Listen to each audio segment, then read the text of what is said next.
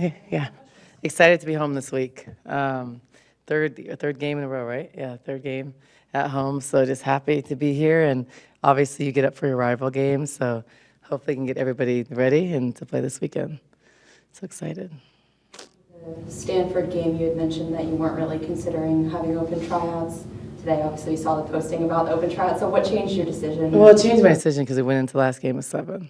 So and then the possibility of playing with 7 the rest of the year. And the only thing I thought about was I don't want to get to a situation where we don't meet the qualifications from the Pac-12. So I don't want to cancel games, and I don't mind going in with 7, but if I could ensure that we'd always have 7, I'd be more comfortable. Because stuff like random stuff like it happened a month ago, like 2 players colliding or a practice player elbowing someone, they get a concussion, they're out for like 2 weeks.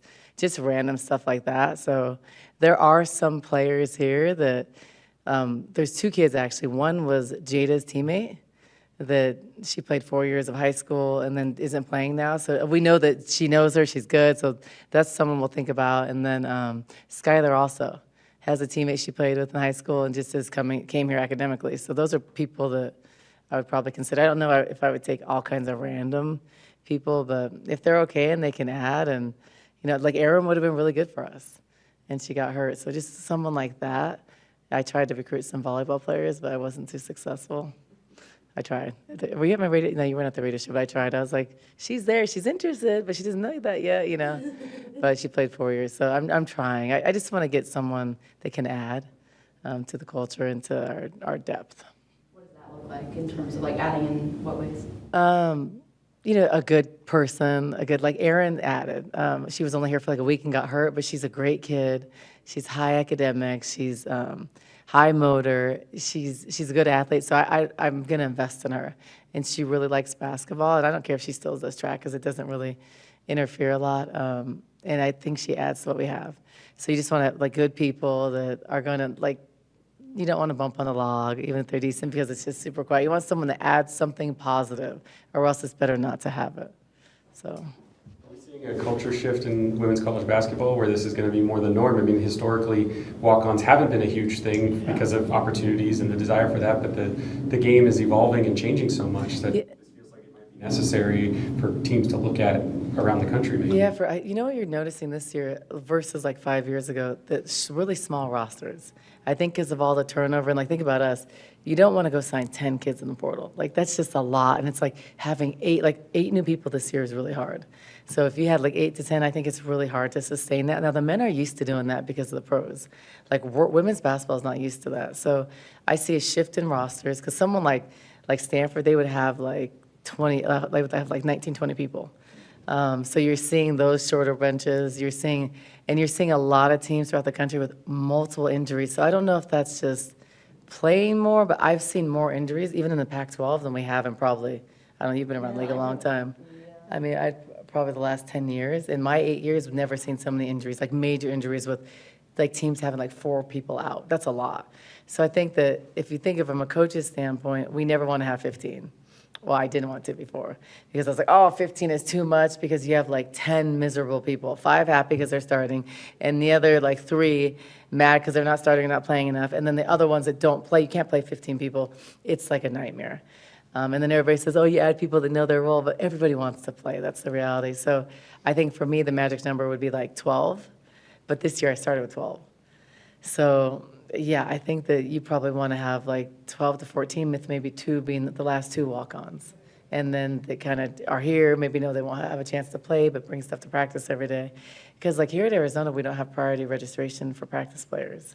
So like the men have like 20 people, they get tons of walk-ons, but it's hard if you can't prioritize your male practice team, because then you can have a shorter bench because you have them every day. We don't have that, and we can't prioritize them. So asking like a regular student to take like a 4-hour block is like impossible. So Prioritizing is their class schedule essentially, like yeah, when they register and yep. So student athletes, excuse me, we get priority registration, so we can always have that block. The first people to register for classes, they don't have that. So we're asking people to come every day. So we have a pool of like 30, and like we can sometimes get 3, sometimes none, sometimes 2. If it's the days after like big day, go out days in college, which I don't even know those days, you're not going to get any. So you want like a lot. But if prior to registration, you would get like a core every day. So we're working on that, but We have a new compliance, woman that runs our compliance department. She's awesome. And so Kristen, she's working on it. So is culture, when you're recruiting and you're trying to look into who's going to fit here, especially in the portal when it's so compressed. I mean, in the last few years, you've had some culture problems, But we haven't had culture problems. I think if you look at the Final Four year, 5 people didn't play at all. We were loaded. So it was normal if like an overseas player or a freshman, they're not playing at all, they're going to transfer. So I think I probably should have done a better job those years, like working in the freshmen a little bit better. But I always thought like you work, you're playing behind All-American, and you have more patience. But that's not the way basketball is now.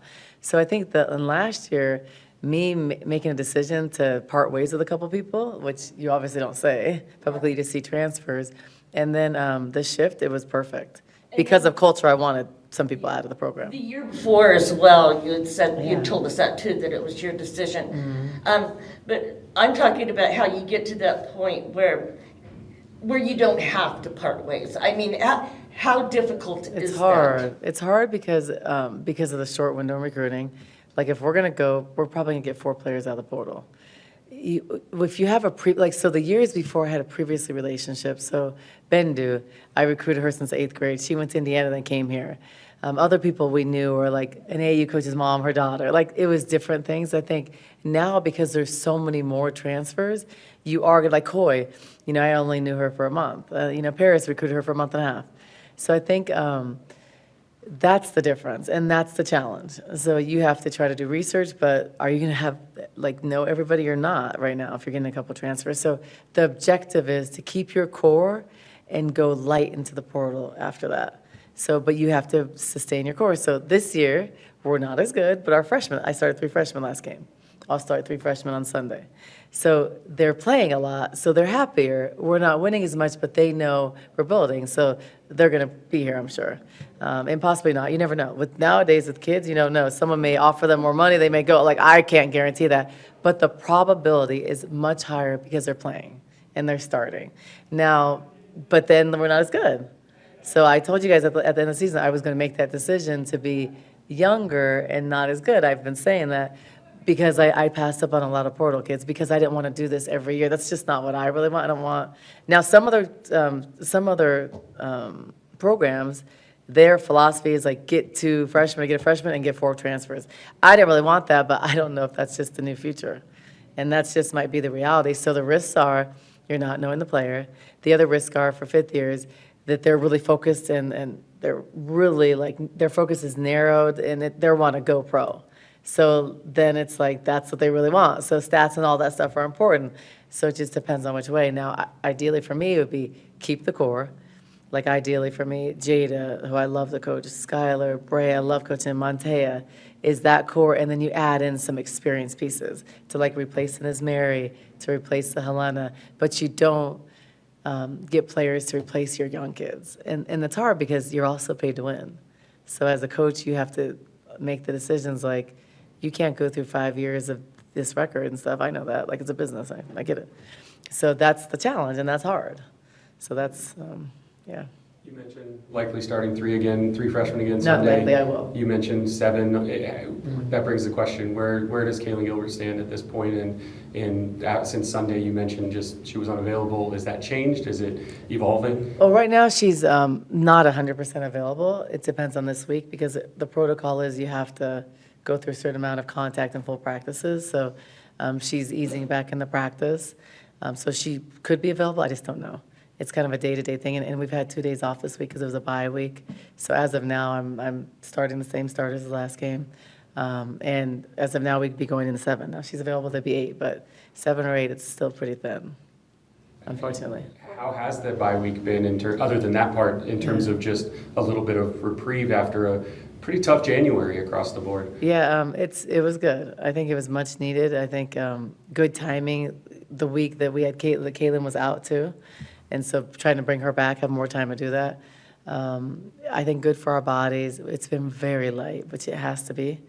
getting like, everybody, no one was like 100% perfect. Like everybody had bangs and bruises, soreness, stuff like that. So it's been good. 2 full days off. The other days have been super light. So just kind of managing that because we're not going to have any break like that for the rest of the season. And we still have 9 Pac-12 games. And then hopefully a couple Pac-12 tournament games. So it was much needed. Now, if we had a couple more of those, I think it would be very helpful. What's the biggest focus takeaway from Stanford that you're applying into Sunday? I mean, the takeaway from Stanford is like we're going to play hard. We're not going to give up. That group of 7 truly cares, and they are going to do their best. I think one of the positive things was after that game, yes, we were upset, disappointed. We all understand Stanford's better than us right now. That's a fact. They are. But we knew there were some bright spots where we can play, minus some fouls and defensive mistakes, especially in the post, that we can give ourselves a chance and correct those things. But the great thing for me was that I had no one after the game blaming someone or blaming this and that because they did their best. They played as a team. And so that's a positive. That's a win for me with a young team and starting 3 freshmen. But Bray had to play against Cameron Brink. That's not easy. Cameron's really good and really experienced and like going to be a pro and going to be a long-time pro and a good pro. So that's good. That's valuable experience that will pay off later. But she's learning. And, Skylar had her first start. Or not her first, I think her second start. But she wasn't as nervous. She kind of eased into it because the first start she was really nervous, played bad. This game she played better. Courtney got to shine. And so I think other people stepped up when our leading scorer is out. And that's what team does. And this team is really connected, bought in. And, I like coaching them. Now, do I want to go in every game with 7? Absolutely not. That's why I'm just in case. If I can find 2 walk-ons that are good, Adam, why not? Now, long-term, I don't want to do that. Ideally, but I can't anticipate like Solly, Montea. I've just never had injuries like that. So. Feels like ASU, the last time was forever ago, but it was only 6 weeks or I know, so. it feels But like it's like 3 months ago. both This has been a teams long very season. different today. Yeah. How do you assess them? What's sort of your scouting report of them going into Sunday? They've had some changes to their roster this week too. Yeah, so a lot of injuries also. That's what I was saying. I've never seen teams with multiple injuries like that. Like a lot of teams with 1, 2, 3, 4 players. I think that they're good and they're playing a lot better, and it's going to be a hard game. But I think we're playing better than we were. I think that game we played a really good game though. But I think they're not a team you could take lightly. They've had some good wins, so they're confident. And they need wins too. So we're both in very similar situations. We are hungry for wins, and we know we hit the road to LA's next week, so we both want this win for sure. But I think they're better than their record, and I said that the first time we played them, because they have so many new players, you didn't really know what to expect, because a lot of those players we weren't familiar with. So I think it's going to be a hard game. Do you have to hedge that with your players somehow to say, look, we know we can beat them, but don't expect 40 again. Yeah, this don't is- have to shoot 80% from the 3. Yeah, for sure. We're not going to beat them by 40. Now, if we play that way again, we will, but that was a really good game for us, so we need to find that consistency. That's why winning at home was so important, because just imagine going into these games, a rival game with like a 6-game losing streak would be very hard. So breaking that with Cal was really important for the program. And then Stanford, that's one of those things. Right now you have to win the games you're supposed to, and then you really can't try to steal a couple on the road. But now the league's going to change a little bit. There's been some big injuries, so I think stuff's going to shift more, and there's still a lot of games left. So this week was important, probably for them too, for ASU too, to get us healthy, get our minds right, and go into this last stretch super focused, whether it's 7, whether it's 8. If we add a couple, it's 9, that's good. But adding someone at this point in the season is very hard to play them. It would be more of a numbers thing, a practice thing, because they don't know our system. They would be learning all the plays, and then getting someone in basketball shape that fast is hard. So it'd be more for a numbers thing, so we don't get in a situation where we would have to cancel a game. About Charlie's going out injured, what that does to Washington State and to the league. she's a big player. She's a really good player. She's a player that was playing at a super high level. I'm, very sad for Coach Etheridge. Coach Etheridge, I think, your best player getting hurt, it's difficult, and they're good, and they're really good. But I think that team will be good still. I really do. She's a good coach, and they run a good system. They don't have a superstar. They all play their role. So I think that she's a great player to miss it, but I think that Bella will step up a little more. I think, they have a good Italian player. I think they're going to probably sustain. And we saw that with Texas. Texas' best player, their All-American, got hurt, and they find a way to rally when you have other star players around. And I think Washington State will still be good. They may not. They may lose a couple because of that, but I think they'll win a couple. Sometimes your team really comes together, with some adversity, and they find a way to really unite. And that's a core that's been together for years. So I think people will still be surprised. How do you think Helena's handled playing so many minutes this year? Been very hard. But if you ask her, she would never say that. But I actually saw that in the game against Stanford. You saw her Saturday last 4:30, because I saw she looked super pale. And I was like, for me, we're down 20 points at that time. I'm not going to risk playing her and risking an injury. I just saw it in her eyes. She would have gone back in, but I just know her after 5 years. So I just didn't want to risk it. It's been hard. It's hard because Helena's always guarding one of the best guards. So, she always, with our starting lineup, she always had the hardest assignment. So you're having to, and she does a lot of facilitating, and the offense runs through her a lot. So she's having to guard screens, and guard a ton of action for a best player. It's not easy. So, but. You've said this before about her and the fact that she might have lines where she has 0 points, but 7 assists on Saturday or on Sunday, and other games where she's doing so much. You mentioned, and she's been here the whole time, but you mentioned when you're going to recruit potential portal transfers in 5th years that stats matter then for the next level. She's obviously sacrificing a little bit of that for this leadership role, but I'm guessing from your perspective and hers, and she said this, that it's worth it because it's allowing her to be that leader. Yeah, I think everything she does is great. For me, I don't care. I obviously want her to shoot 15 times. I want her to, take 8 threes because she's good. But the games when she's not, or she's fatigued, she's still impacting the game. She's still getting deflections. She's still facilitating, running the offense, playing 4 positions for me every time. I move her around when I can. Sky's young. I'm not going to move Sky around a lot because, then she's got to think, then she's thinking. So I'll move Helena. Sometimes she'll bring up the ball, move her to the 4. Sometimes you inbound the ball in the press, but you're the 4. Or you're the guard doing it, however I shift her. And she does whatever I ask and never complains and is willing to do whatever to win. So those are the type of selfless players you want. And, I would take 10 Helenas, in a heartbeat. Great teammate, does everything, is so unselfish. I mean, a lot of players do not approach the game like her. And I think you've been seeing us the last couple of games play super unselfish and play team on offense and defense. And that's really important. And that's the way I want to play. And that's the way this program's going to play. So whatever that looks like, with whoever that looks like, but that's what we're going to do. The other way doesn't work, and I think people get frustrated or people become spectators, and that's not the way to play basketball. That's not how you win. It seemed like there's been a lot of standing around a lot in some of those games. Not lately. But, yeah, exactly. It's different now. So, I mean, just personnel.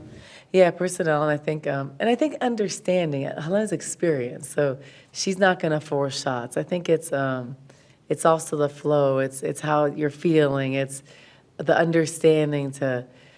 When you're an experienced player, you understand that if you draw 2 people, you've done a good job. Now you go find someone else. But I think when you're a young player, let's say Kaylin, for example, she's a gifted scorer. So she's always, her whole life, been conditioned to really score. And she's always had to do that. She's had to score 30 points a game. She's done that throughout AAU, high school. So it's also habits to learn how to, okay, you score, but then you draw and give. And she's done a really good job of getting better at that. If you look at her first year to her second year, it's growth, but that takes time. And you see a lot of really talented players go through that same adversity because you're used to playing one way, and then you have to change. And you see it with Brea. Brea's used to staying in the paint, so her tendency, habit is to sit there, but now she's got to move with the ball. So you see little things like she got face cut a lot. Well, she's never had to move so much. In high school, you don't have to because you still can just stay behind and block people's shots. So I think that the process just takes time, and that's why your core and keeping players around when you teach is really important. Ari, TT, all those kids, Dominique, we had that core together for a long time. So we were able, and Sam, look how Sam progressed every year. So you're able to get people better and teach the game. And I think a lot of players from Europe come to the States with those fundamentals. A lot of American players don't have those. And usually they're just, when they're good, they're so gifted. They can just score against anybody. I mean, Caitlin can score against 3 people all the time. And she can score whenever she wants. But I think the understanding of your team and how the game flows and how to like reward like a big girl. You may score every time down, and this is what Aria got better at as her years went on. You may have 30, but then like after a while, you're just hot, but then people stop playing. I think there's value as a player to touching the ball, feeling the ball, even if you're not scoring, but being a part of it, even if it goes through your hands. There's value to that. It's very important as a player, because then you're going to screen harder, you're going to run harder, you're going to feel more involved in the game, so then you're more confident. It shouldn't be like that, but that's the way it is. And as a player, you know that. So we got to teach that and learn, and that's how you make people better players, because you can't just score. You got to be a good defensive player, and when you can do both, you're a great player. When you're a good player, you can do one, or you're a specialist. But when you become an all-star, Olympian, they're good on both ends. They may be better in one area, but they're solid on both. And an example I always think about and use is Kelsey. Kelsey was not fast. She was not that athletic, but she worked. And she was never gonna be an area defensively, but she was gonna learn. She was smart. She studied it. She was gonna learn how to take a step back. And Helena's done that. You learn how, okay, I'm not that fast. She's a little faster. I'm gonna step back. But you're smart. And so, but you have to want to do that. And that's that's why there's good and great players. If you guys end up only having 7 for Sunday, how do you plan to assess ahead of time the foul situation to make sure that in a closer game it doesn't become something that really is an issue? Does it help also, as an aside to that what you've seen out of Courtney and Skylar the last 2 games, that they can now eat more minutes too? Yeah, it helps a lot. That's the key thing. So they're more confident and they can come back. They can come in and make an impact. And I think I was really proud of Courtney, because she had been down for a while and came in and just like focused and didn't make a lot of mistakes, and then had more time. I said, you do these things, you're solid, you'll have more time. And she did, and she took advantage of that, and she played really well. So yes, obviously I can put her in earlier, keep her in longer, let her play through more mistakes, because she's proved she can do that. And I think, but showing like Brea, Isis, and Esmeri, these are the fouls we don't need. So this aggressive foul, I don't mind. But this one, like when someone has a rebound, a reach-in foul, that's the one you have to take away. So I think just teaching them and showing them what that looks like, which we did, and it helps a lot. And saying, okay, that's the reach you can't give. It's better to give 2 points in that situation. And just the understanding that we have a slim, post unit. So, like, we need all of them to be smart and not get, like, silly fouls early. And if you take away the silly ones, then you can play aggressive and get the 3. But you don't need to, like, try to get, like Cameron has a rebound. We don't need to reach behind and try to jump up with the ball.